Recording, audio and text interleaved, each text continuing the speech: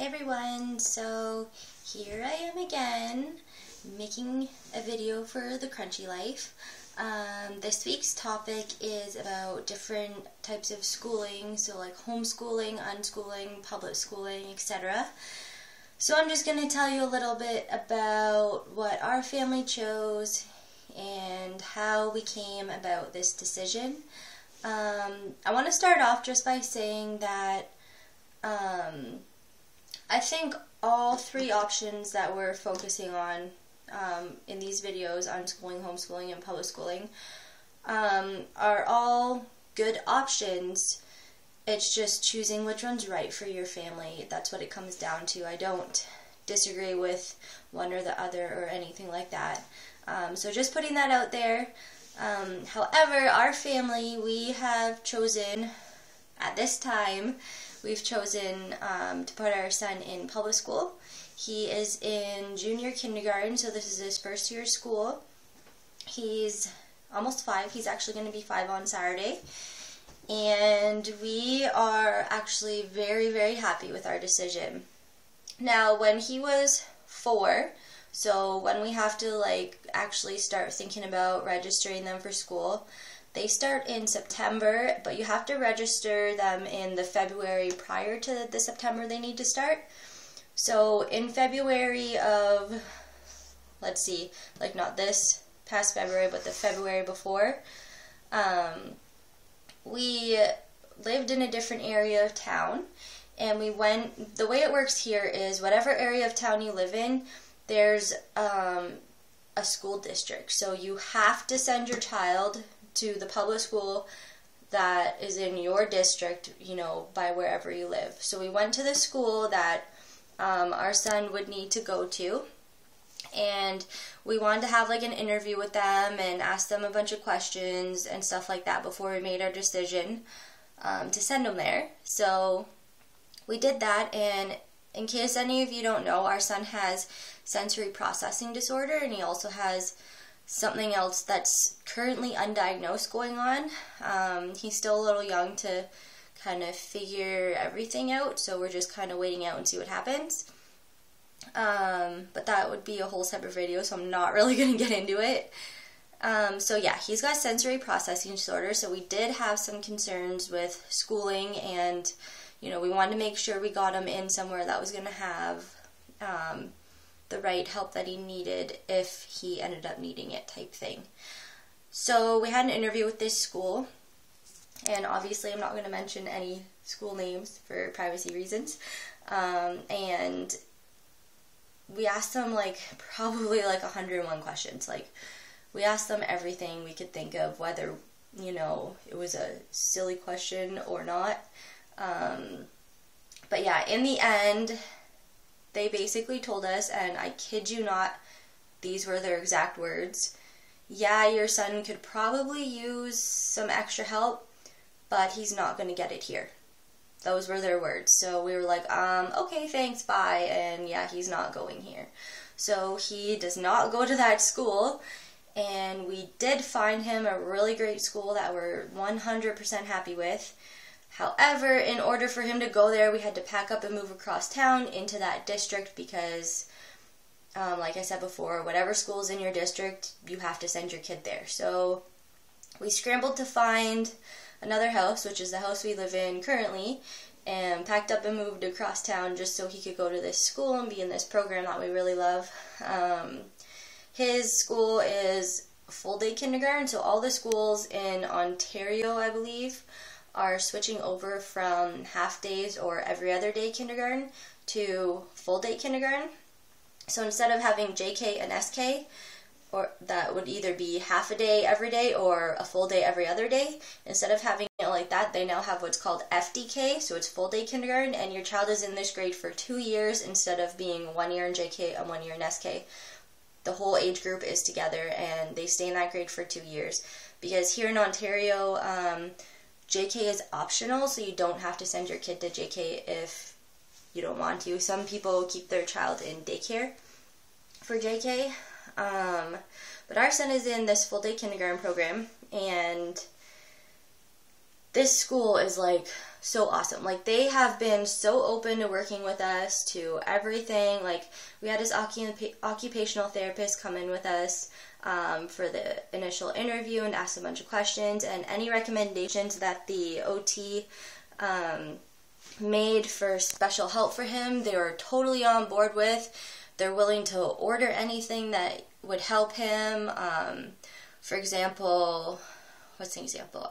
He doesn't like a lot of loud noises, so the assemblies that they have in the gym, like presentations for all the kids to see and stuff, he gets really upset about that. So they have these like headphone earmuff things for him that he just wears in there to kind of muffle the sound so that he's not overwhelmed. He sometimes like has trouble sitting still because he craves like deep pressure. That's a thing with sensory kids. They were like, oh, we'll order him like a weighted stuffed animal to put on his lap at circle time so that, you know, it helps him stay calm when he's sitting. Or they'll get him like this little thing that he can put on his chair so that if he needs to, he can bounce on his chair while they're sitting in chairs, you know. Just because, like, I don't know if anyone knows anything about sensory processing disorder, but these kids, like, they crave the deep pressure to their nerves to help calm themselves. Basically, it's as if all your senses were, like, turned up to the maximum. Everything felt really overwhelming. And then any senses that are maybe being understimulated by your brain, they crave that. So our son, like, for example, he'll throw himself down on the floor or run into a wall really hard just because he's craving some sort of deep pressure, you know, to kind of calm him. I don't really know how to explain it without making this a super long video. But anyways, his school's working with him, working with us, working with the occupational therapist. You know, everything's going amazing. They're so helpful. They're so open to accommodating him. But anyways, enough about accommodating him. You get the point that they're really great with that. But his class, the actual structure to his class is awesome. So when we think of public schools, a lot of people think of, you know, kids sitting in a desk being forced to learn whatever the teacher is telling them to learn, you know, doing things a certain way and not being allowed to be creative type thing. Our son's school does not follow that model. They actually follow a model of child-led learning. So, for example,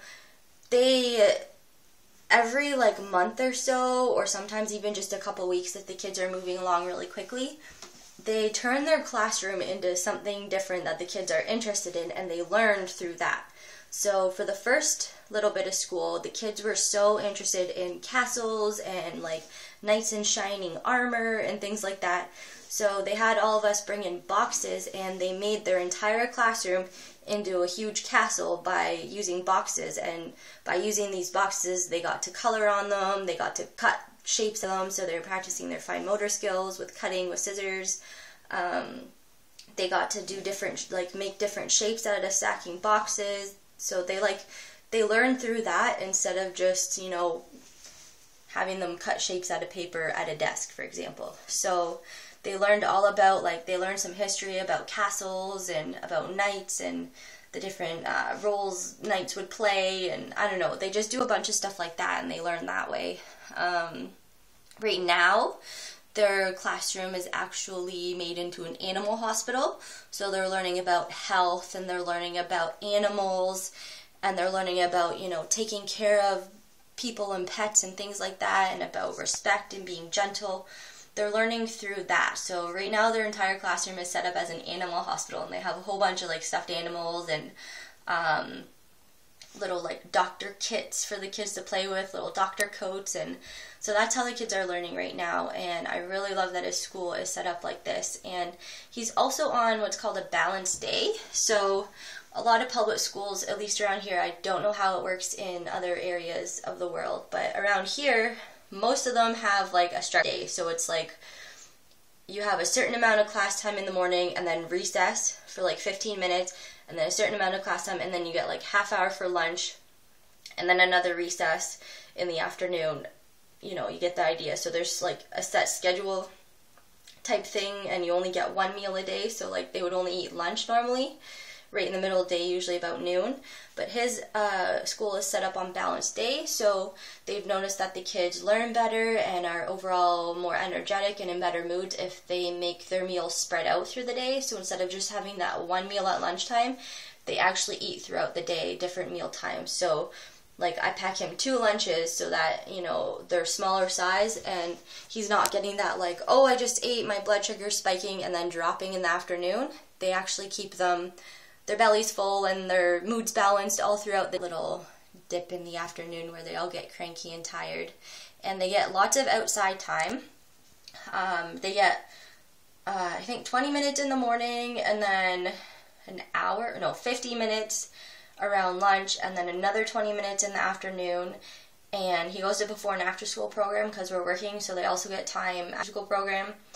And he also gets gym class almost every day. Normally in public school you get gym class maybe like once a week, twice a week, but I'm pretty sure he gets it 4 to 5 times a week. Like I know they have 4 scheduled days, and I think if they can get it in a 5th day, if the gym's open, then they get gym class every day. So he really loves that, and at his after school program he also gets gym time. So his school is really on board with child-led learning and like keeping them active, keeping their bellies full so no one's getting cranky or tired, because obviously all those things can affect a child learning. You know, if they're hungry, if they're concentrating on being hungry, they're not going to learn anything. If they're just so tired because they need an energy boost from their food, from a nutritious snack, then they're not going to learn because, you know, their bodies just aren't in that. So yeah, I'm really loving his school, and I love the curriculum that they base their learning on, how it's child-led learning, and his classroom is awesome. They have, every day they have center time, so a few times a day the kids get to choose whatever they want to do, and they have a whole bunch of centers set up. So there's like a water center, a sand center, computers, reading, cars, Lego, coloring, painting, you know. They have a sensory center for our son. He has a learning support teacher in his classroom for him, which is an accommodation the school made for us. So she's there, and she actually does science class every day with the kids, so they do experiments every day, but she also takes a little more time every day to work with our son and has him do some sensory things to kind of, you know, keep up with his therapy. So for example, he doesn't like getting messy or his hands touching weird textures, stuff like that. So she has worked with him. She fills a baking sheet with sugar, and you know, she wants him to draw pictures in the sugar with his finger, and she'll do this with different textures of things like rice or flour, like different textures. And at first he refused to put his fingers in the sugar, so she would take like a pencil and flip it upside down so that he used the eraser end of the pencil to draw in the sugar, and then slowly integrated different things that got him closer and closer, and now he'll use his fingers in the sugar no problem. They had to do a project where they needed to do their handprints with paint on paper, and he wouldn't do it because, again, he doesn't like getting his hands messy. And so they just they were really patient with him. They worked with him.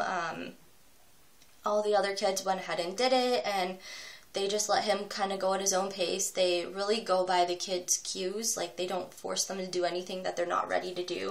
So after, I think it was either 2 weeks or 3 weeks, he finally came home with his little handprint project, and it was adorable, and I'm keeping it forever and ever because that was the first time he's ever, like, done a paint handprint at, like, 4 years old. So that's really awesome. So yeah, I'm super happy with his school and the way they run things there, and you know, I think I'm ever going to move away from here just so that he can stay in that school. Yeah, I'm super happy with it. And like I said in the beginning of this video, just because I chose public schooling doesn't mean I'm against homeschooling or unschooling. I think those are both amazing options if that's what you want to do for your family. But for us, it just, right now, it just isn't something that we can do. But I'm definitely open to it, you know, whatever life throws our way in the future. So